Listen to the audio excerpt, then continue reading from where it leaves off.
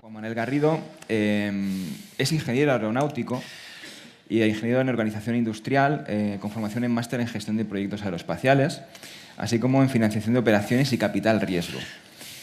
Tiene experiencia tanto en el sector privado como en el público. O sea que podemos decir que es multidisciplinar, ¿no? Y viene además del sector público, ahora está en administración pública. La primera pregunta es, ¿por qué? Pues fue un poco fortuito, la verdad. Yo ingresé en el Cuerpo de Ingenieros Aeronáuticos en el 2008 y la decisión fue, la verdad es que inicialmente fue fortuita, ayudando a una serie de compañeros. Enseguida me incorporé al Ministerio de Fomento, al regulador de seguridad aérea. La verdad es que fue un cambio significativo. En la industria yo trabajaba en el departamento de cooperación internacional y transferencias industriales, básicamente el movimiento de fábricas de un sitio a otro, y fue un cambio bastante severo. Estuve poco tiempo, enseguida me incorporé al CDTI, a la unidad de retornos industriales aeroespaciales, y al poco, pues, desde la Dirección General de Innovación, estando antes en la Secretaría General Juan Tomás, luego Marisa, y finalmente, por supuesto, la Secretaría de Estado Carmen Vela y Juan María, pues me han ido llevando al equipo y bueno, pues hasta ahora. Llevas un recorrido importante de la administración. Dentro de la Secretaría General de Innovación, no sé si nos puedes detallar un poquito mejor para que también todo el público, te conocemos mucho, ¿no?, de informes motivados, de compra pública innovadora en su día, de sello de PYME innovadora. Si nos puedes explicar un poco cuáles son las funciones específicas, aunque sí que está en BOE, pero no sé hasta qué punto pues, el público ha ido al detalle, ¿no?, de lo que hace la Secretaría. Sí, además los términos del BOE no siempre se entienden con precisión.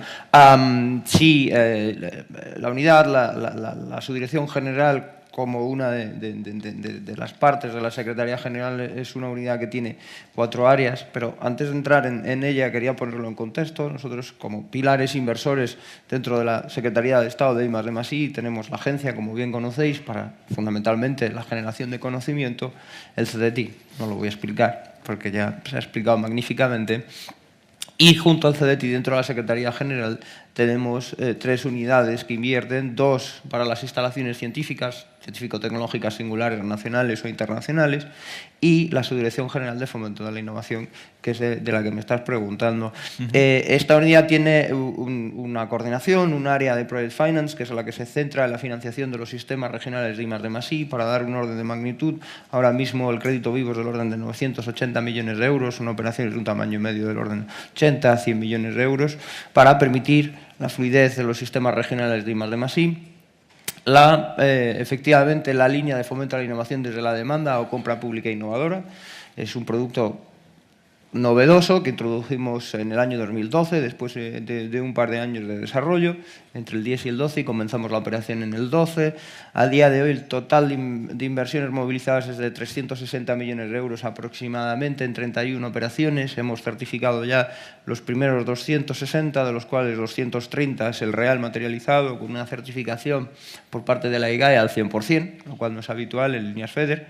Y tenemos un volumen de inversión medio del orden de 65 millones de euros al año en I+D, donde nuestros clientes son los servicios públicos universales o no de mercado, que necesitan que las empresas desarrollen nuevos bienes o servicios para mejorar su servicio. Y las operaciones se construyen contra un business case, un caso de inversión socioeconómica que justifiquen efectivamente el impacto que tiene sobre el servicio público. No medimos los efectos en fin, las externalidades, los efectos a terceros, aunque sí forma parte del propósito último que llevamos desde el principio al desarrollar este instrumento. Y tenemos capacidad por portfolio de hacer del orden de 100 millones de euros al año. Lo que nos falla un poquito es la maquinaria, la capacidad de atender el volumen de peticiones. Tenemos una segunda área. Es el área que impulsa la innovación, la ciencia y la innovación, por supuesto, en el ámbito de las entidades locales. Aquí tenemos la asociación Red Impulso, la red de ciudades que reciben y mantienen la distinción de ciudad de la ciencia y la innovación. Actualmente hay 68 ciudades, representan aproximadamente un tercio de la población española. Hay ciudades de 200 habitantes hasta Madrid. Es muy amplio y la verdad es que este año estamos disculpad, percibiendo una preparación a la convocatoria que sacaremos en abril bastante significativa, con lo cual posiblemente crezca un poco más también este año. Ha crecido 30 ciudades en los últimos 3-4 años. Hemos incorporado recientemente el área de transferencia de tecnología y transferencia de conocimiento, donde pues básicamente llevamos los procesos de registro de centros y de OTRI. Son aproximadamente más de 300 entidades dentro de España, y una de las ideas que llevamos efectivamente es evolucionar el marco normativo que permita también una mayor integración de estos centros. Y yo creo que había una pregunta antes en el panel que bajaba sobre efectivamente cómo apoyar a los centros, y una de las ideas es reformar este marco normativo y aproximarlo a otros instrumentos, como también puede ser efectivamente el de fiscalidad de la I+D+I. Y finalmente el área de informes motivados vinculantes, donde, bueno, pues, en fin, básicamente nos centramos en tratar de apoyar y dotar de mecanismos de seguridad jurídica tanto al cliente interno, a la administración tributaria, como al inversor y como, desde luego, al ejecutor de la I+D, que es obviamente el corazón de la cuestión, porque es quien va a afrontar el riesgo. Con todo ese volumen de funciones, responsabilidades, ¿no? Puede dar la sensación de que sois muchísimos trabajando, pero desgraciadamente la realidad es otra. Sí, no somos... Bueno, yo creo que en ninguna unidad nadie dice que es suficiente, por muchas razones. Yo, por poner en contexto al final, ¿no? Sí que es verdad, ¿no? De que desde que entraste se ha percibido en general, ¿no? Una mejoría en la gestión de los informes motivados, ¿no? Entonces aquí vamos quizás un poco más a la presentación. Sí. ¿Qué es lo que habéis estado haciendo? ¿Por qué? ¿Con qué os habéis encontrado? Hablamos, por ejemplo, de cuando se puso en marcha el Real Decreto. Sí. En el 2003 casi habían 200 proyectos o menos, y ahora estamos hablando de un volumen de casi 7.000. Perdón, ¿podemos ver la primera positiva? Yo creo que ayuda... Ah, mira. Ah, perdón, que esto está aquí. Jo. Yo tampoco la había visto. Ahí está. Esta es la evolución reciente de los últimos 6 años aproximadamente. Las líneas curvadas son las líneas de tendencia que nos permiten ver efectivamente cómo se comportan. Las barras azules son las solicitudes que hemos recibido de informes. Las solicitudes les llamamos flujo primario de producción, son las solicitudes antes de que nos encontremos en una situación de discrepancia y necesitemos reprocesarla, bien por un proceso de trámite de audiencia, recurso administrativo o recurso contencioso. Eso es antes. La línea roja lo que nos indica es el número de solicitudes efectivas, porque no todas las solicitudes concluyen el proceso. Hay procesos de desistimiento, cargas de datos, momentos de cierre que efectivamente no terminan de darle tiempo, desafortunadamente, pero es así, al cliente a cargar la documentación, y entonces tenemos que tener en cuenta eso. Como veis, se produce aproximadamente desde hace 3 años un pico en el volumen acumulado. Es efectivamente un atasco que quizás se refleja mejor si vemos abajo las columnas como el número de ejercicios, a lo que llevamos en el sistema IDIS, solicitudes por anualidad, va creciendo y se va acumulando el número de peticiones hasta aproximadamente tener hasta casi 4, no llegó a ser 4 enteramente, del orden de 3,5 en retraso. Es decir, el cliente pedía el producto y nosotros le respondíamos en valor medio del orden de 2 años y algo con retraso, en algunos casos extremos hasta 4, y es verdad, algunos me diréis que si es flujo secundario se ha tardado un poco más. Pero esa situación se ha ido mitigando. Ya veis que cerrábamos el ejercicio pasado, no llegamos, nos faltaron aproximadamente 700 expedientes para que solo estuviera el IDI 2017 en la columna. Hemos perdido un poquito de gas al final del último trimestre del ejercicio de 2017, bueno, pues cuestiones de tramitología y procesado de asignación de recursos internos, como ocurre en cualquier otra compañía.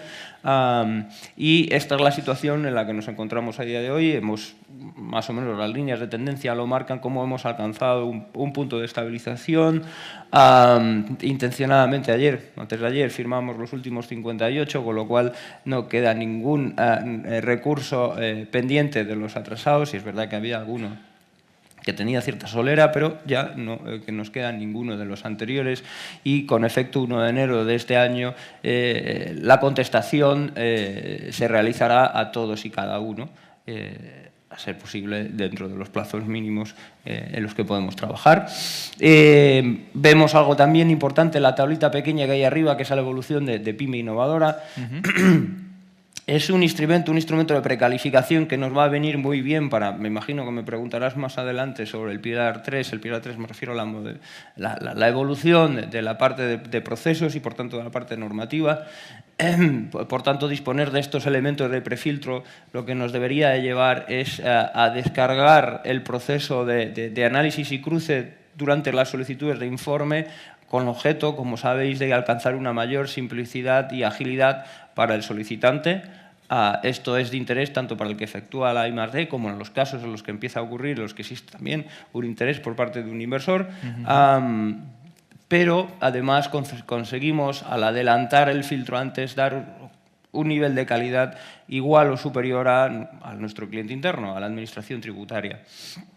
Y algo que, por último, en esta diapositiva que podemos ver es cómo efectivamente aquí se produce un aumento importante, sistemático, de la contribución de pymes al uso de este sistema de garantía jurídica. Pasamos de aproximadamente un share del 20-80, estamos actualmente en un 60-40. La mayor parte son pymes, y eso no es a costa de reducir el número de solicitudes de grandes empresas, sino porque efectivamente paulatinamente se van incorporando pequeñas y medianas empresas.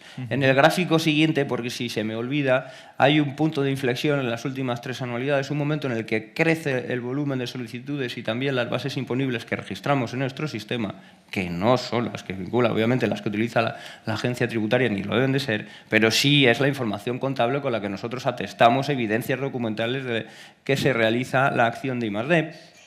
Y coincide ese momento, ese repunte, coincide con la entrada en funcionamiento de la monetización del cashback. Son gráficos que veíamos antes de su entrada en funcionamiento en los estudios de la OCDE, luego es un patrón que se reproduce, ha permitido que efectivamente otros usuarios, en particular pymes, se animen a utilizar el sistema, aunque vemos que su uso, a efectos efectivamente de presupuesto público, ha venido un poco por detrás.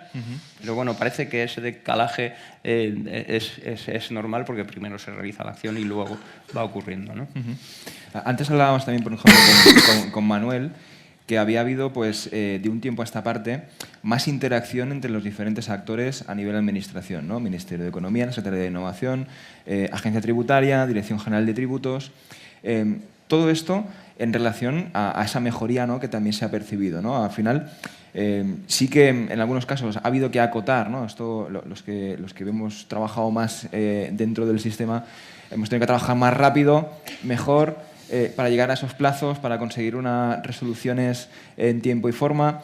Pero entre todos, entiendo que esa comunicación que hay también interministerial, lo que está haciendo es que la validez o la solidez de esos informes motivados cada vez sea mayor, ¿no? Aunque antes hablaba, ¿no?, de que parecía que todavía había alguna serie de discrepancias, pero se está tendiendo a esa situación que comentaba Manuel, ¿no?, en la línea de confiar más, mejorar, fruto de todo este trabajo que llevamos de los últimos 6 años prácticamente, de lo que estamos hablando, desde el 2013 igual, que se empezó a modificar, cambiar, a adecuar.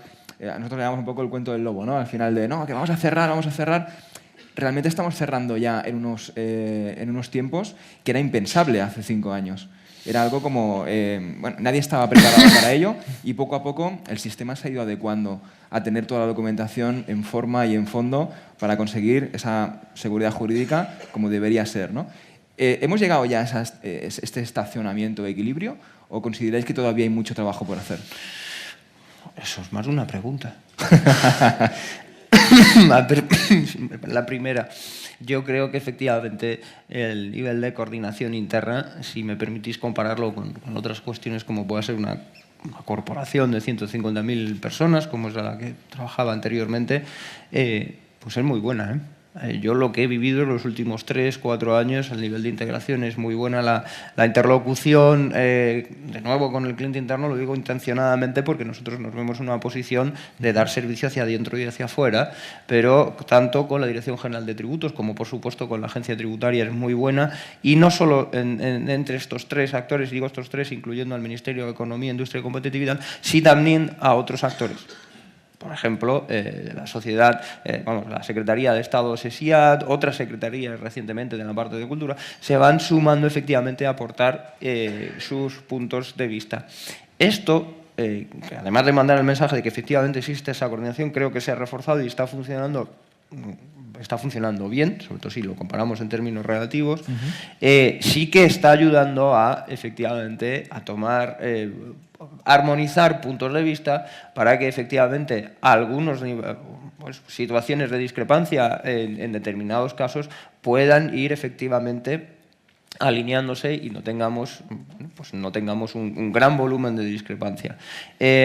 Aquí, en particular, quien ha ido menos deprisa hemos sido en este caso nosotros, porque contamos necesariamente con colaboradores internos y externos y nosotros no hemos ido particularmente deprisa, así que tenemos, y además aprovecho para agradecer trabajos que han hecho desde la administración tributaria, en particular desde la agencia, me refiero al ámbito del software, donde ya hay unos análisis y nosotros teníamos que aportar una información complementaria para tratar de armonizar puntos de vista. Ya tenemos los dos bloques y pues lo vamos a ir aterrizando y entiendo que a lo largo de la segunda mitad de este año pues ya podremos ir teniendo unos criterios que permitan que tengamos, si aislásemos y tuviéramos unos gráficos como los que presento aquí, pero solamente para la fracción de proyectos donde pueda haber un mayor volumen de discrepancia, deberíamos de ir viendo efectivamente un proceso en el que esa discrepancia entre las bases imponibles que se utilizan como evidencia documental y que aporta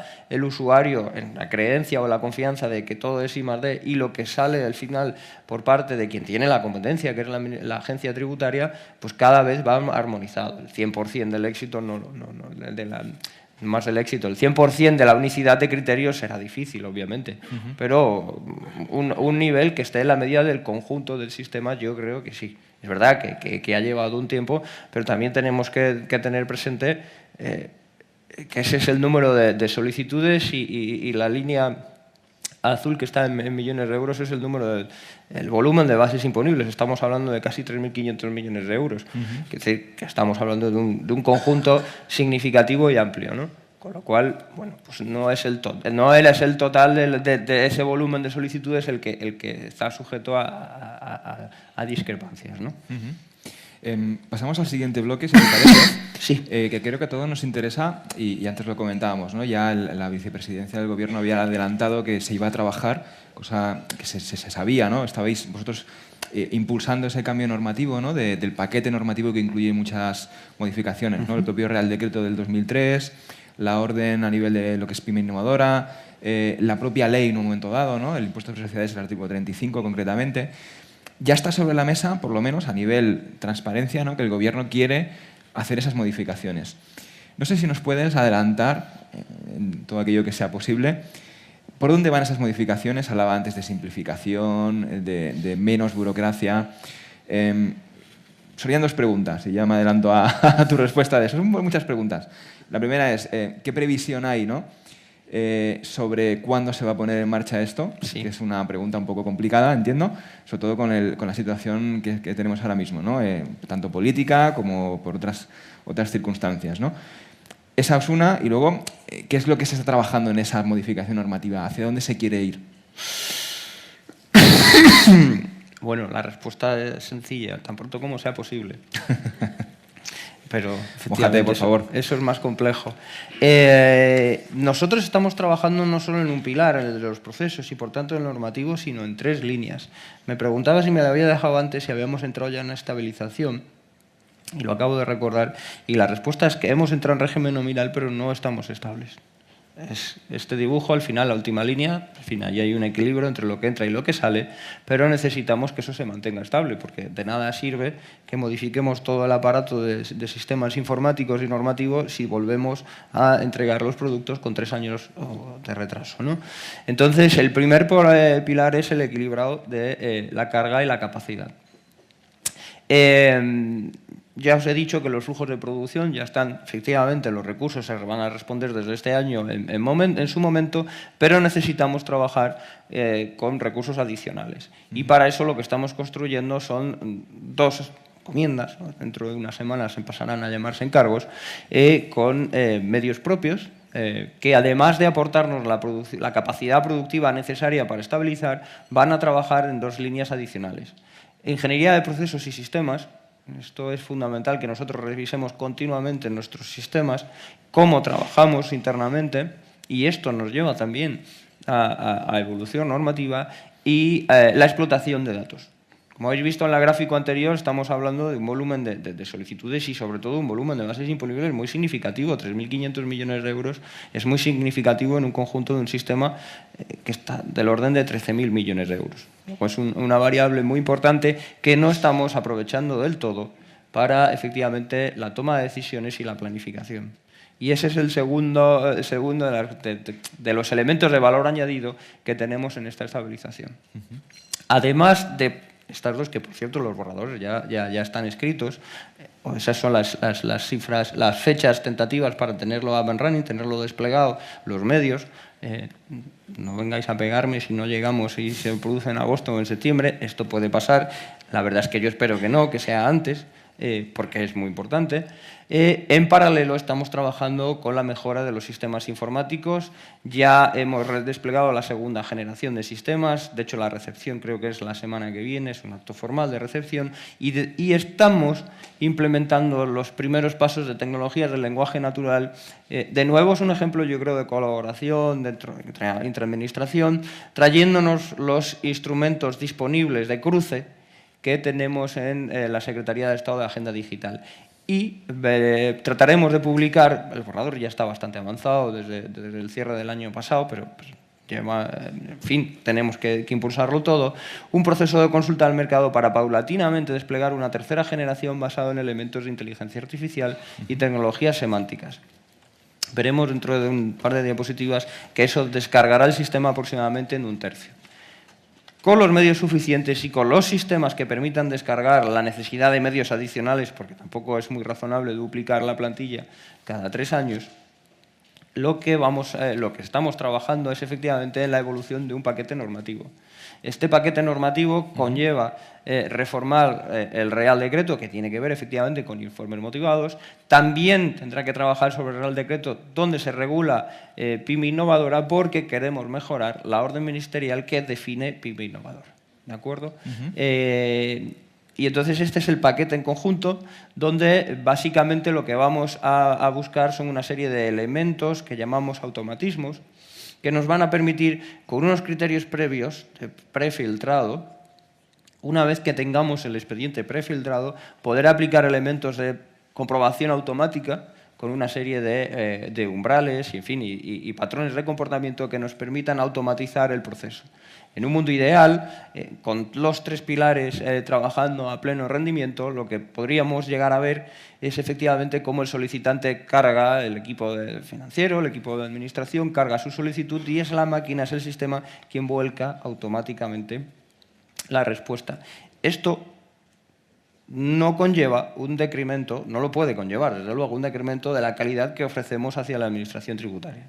El conjunto es una simplificación y una agilidad para el usuario, para el peticionario. Lo que hacemos es trabajar en el carácter previo, utilizar elementos ex ante, utilizar elementos como el sello PYME innovadora para poder asegurarnos que existen esos recursos humanos y materiales para hacer la acción de I+D, que tenemos claramente determinada qué acción de I+D vamos a hacer y que el comportamiento de la ejecución es conforme con unos umbrales, que depende del tipo de automatismo que estemos hablando, que nos permiten evacuar automáticamente o no, y es necesaria una intervención de cruce, esos informes. Y esto incluye un automatismo para los informes, y yo creo que era una pregunta que había anteriormente del CEDETI. Lo que trataremos es que, de derecho, de jure, efectivamente, los informes que emite con carácter ex ante el CEDETI, pero que sabéis que se acompañan de una certificación, cuando llega el momento de la certificación, es que hasta ese momento de la certificación se transforme de jure en un informe ex post. ¿Vale? Eso incluirá, por supuesto, unas medidas de armonización, primero de cara a la garantía del usuario, tanto si es usuario CEDETI como si es usuario de informe motivado, o de los dos, que por supuesto la mayor parte de los casos es así, permitir no necesitar pedir 2 veces lo mismo cuando ya lo tengo hecho, y dar un nivel de armonización, de homogeneidad similar. Y paulatinamente ir desplegándolo a otros procesos, de otros instrumentos de financiación que puedan provenir de la Agencia Estatal de Investigación y demás, pero siempre bajo un patrón de unos criterios armonizados. Ese es el Son muchas desgloce. cosas, claro, al final es Sí. ver hasta qué punto se puede aterrizar, ¿no?, en un horizonte relativamente cercano. Los primeros borradores tienen ya cierto tiempo. Hombre, sobre todo a efectos internos para ver qué sensibilidad tienen. Hemos ido realizando análisis de sensibilidad basados en muestreos muy significativos. Nuestro sistema no es muy explotable, ahora lo empieza a ser, y necesitamos hacer análisis puntuales, pero de grandes muestras, para que tuviera una significación. Y eso nos ha llevado tiempo para ver efectivamente unos umbrales sobre los que podríamos trabajar y su impacto que tendría también sobre el resto de los agentes del sistema, la administración tributaria también y los compañeros, en fin, el resto de la parte de presupuestos y gastos, porque esto tiene un efecto, también ha habido que analizarlo, ¿no? Perfecto. Si me permites un comentario, me ha gustado mucho una cosa que has dicho. Hablabas de ingeniería de procesos cuando haces modificaciones en vuestro aplicativo software, ¿no? Es un matiz solo, pero bueno, me ha gustado mucho el matiz, ¿no? Sin más, pasando a otro apartado que me gustaría que tratáramos también, y ya pasamos quizás al siguiente ponente porque vamos con bastante retraso. ¿Cuál es vuestra opinión desde la Secretaría de los instrumentos de inversión, como se han puesto ahora muy en moda, ¿no? Es algo que ya se conocía, ¿no?, en otros sectores, el llamado tax equity? No sé si esto lo estáis viendo, lo estáis tratando, os están llegando peticiones en un momento dado. Vamos a ver. En nuestro sistema de I+D+I, ese de 13.000 millones de euros que comentábamos antes y que comentaba también Francisco Marín, el director general del CEDETI, la inversión privada no es uno de los elementos más fuertes que tenemos. Bueno, eso lo conocemos casi todos, ¿no? Atraer inversión privada al sistema de I+D siempre es bueno. Siempre es bueno que atraigamos verdaderamente mayor inversión privada de I+D.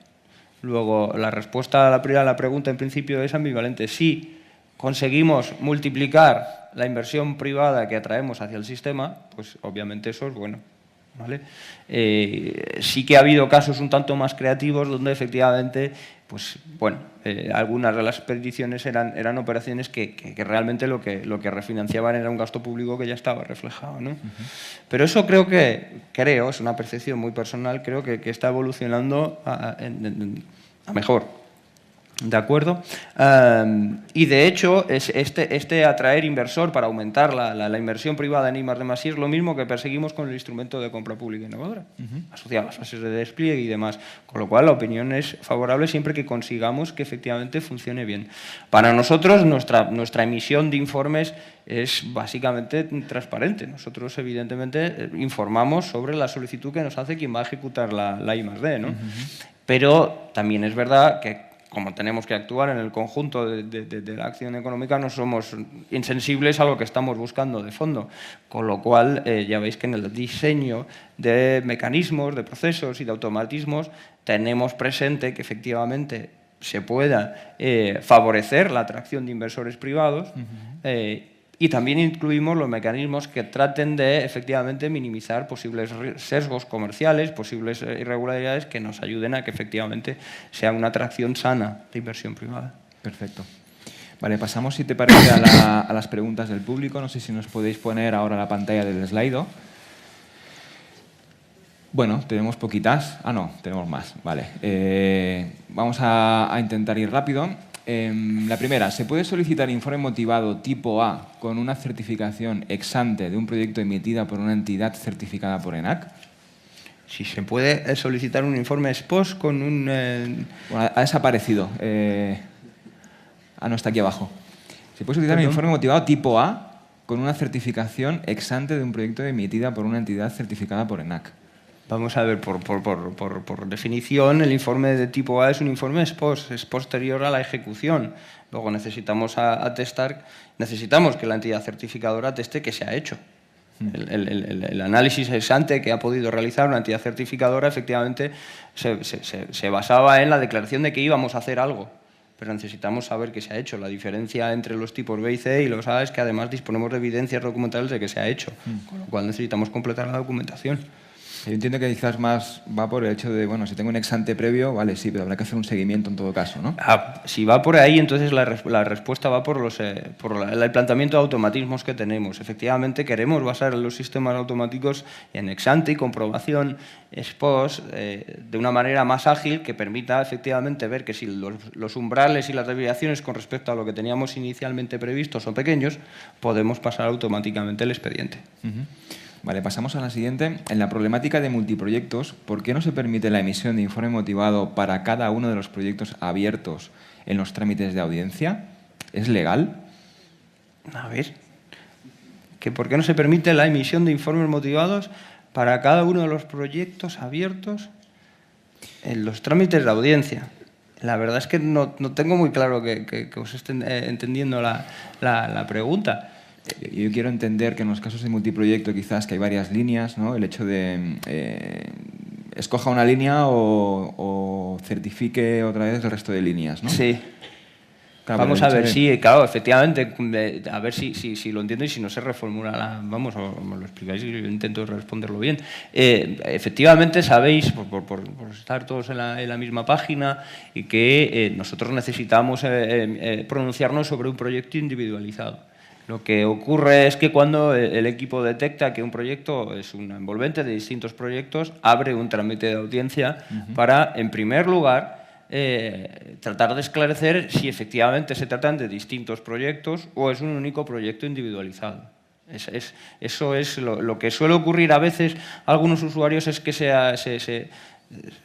asustan y sin cierta razón, porque aparece un informe donde aparece desfavorable la palabra. No es que se haya emitido o evacuado ningún tipo de informe, en fin, son mejoras que tenemos que introducir en el sistema para evitar ataques al corazón. Pero, ya os digo, la primera pregunta es, oiga, apórteme información adicional para saber si usted me está hablando de un único proyecto, de un proyecto individualizado o de uno múltiple. En el segundo supuesto, ahora mismo efectivamente es necesario centrar la petición en uno solo, porque solo podemos evaluar proyectos individualizados, y lo que suele ocurrir es que a veces se hace uso de otras solicitudes para cargar esa información. Es verdad que estamos tratando de revisar internamente si podemos darle algún cauce a aquello que no pueda estar dentro de esa solicitud porque sean múltiples proyectos. ¿Vale? Vale, perfecto. Muy bien, seguimos con la siguiente. ¿Qué opinión tiene el Ministerio si, según ha dicho Manuel Olea, todas las empresas debieran utilizar o utilizasen el informe motivado para aplicar toda la deducción? Hombre, vamos a ver, pues estoy de acuerdo, claro. O sea,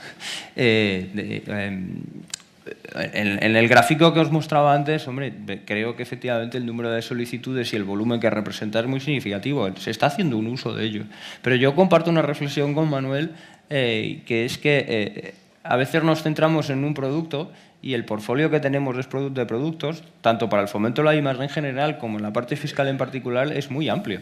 Desde efectivamente poder trabajar con un inversor, hasta hacer nuestra propia I+D, hasta trabajar con los ingresos que generamos con el resultado de la I+D. Y creo que hay que hacer un diseño de la explotación de estos incentivos en global. Algo que estamos nosotros animando mucho a los clientes cuando se aproximan a nosotros es a que no se sienta nadie ofendido, no solo nos acompañe el Departamento de Operaciones, la unidad de negocio o de I+D que está realizando la acción, sino que lo acompañe el equipo fiscal y financiero. No hace falta que vengan todos los equipos, pero sí un equipo multidisciplinar, porque eso permite un uso más integrado de los instrumentos. Y, en fin, así que, Manuel, cojo la reflexión que has hecho y enfatizo en ella porque me parece muy, muy importante. Presupuesto máximo. No existe ningún presupuesto máximo para solicitar el informe. Lo que sí veis, o trataba de expresar en los elementos automáticos que queremos introducir, es que ellos, además de por el tipo de acción o de empresa, van a venir limitados, van a ver, no limitados, sino que van a tener unos umbrales de tratamiento distinto en función del tamaño. Obviamente el automatismo para grandes proyectos se supone que es para proyectos de una cierta envergadura, estamos trabajando ahora mismo, pero esto es completamente provisional con órdenes de magnitud de 10 millones de euros, mientras que en proyectos para pymes innovadoras estamos por debajo del medio millón, ¿vale? Pero esto, insisto, es completamente provisional, pero son los órdenes en los que estamos hablando. Pero eso no significa que no podamos hacer peticiones grandes y peticiones pequeñas. Algo que está funcionando, o percibimos que está funcionando en el entorno, es efectivamente utilizar, y creo que es un buen elemento, los acuerdos previos de valoración, solicitar informes ex ante, y como además, oye, pues con nuestras limitaciones productivas, pero el sistema de intercambio de información funciona, pues funciona bien, pues también permite ayudar, y esto como solución además transitoria para aquellos casos donde hay más tendencia a la discrepancia en lo que yo entiendo que es mi base y lo que en fin, el responsable que tiene que tomar la decisión lo entiende, pues está ayudando a acelerar y a centrar el tiro. Con lo cual es una idea que me acaba de venir un poco al hilo de la pregunta y creo que es bueno, ¿no?, que lo tengamos en cuenta. Vale, si te parece lanzamos la última y pasamos al siguiente ponente. En la modificación del Real Decreto, ¿se contempla adaptar las fases del formulario software a la realidad de los proyectos a día de hoy, más cercanos a metodologías ágiles? Sí. Perfecto. ¿Cómo? Vamos más despacio. Muy bien, pues casi que lo daríamos por concluido. Quedan preguntas en el tintero, pero se nos echa el tiempo encima y daremos paso al siguiente ponente. Muchas gracias, Juan Manuel. Muchas gracias, Santiago.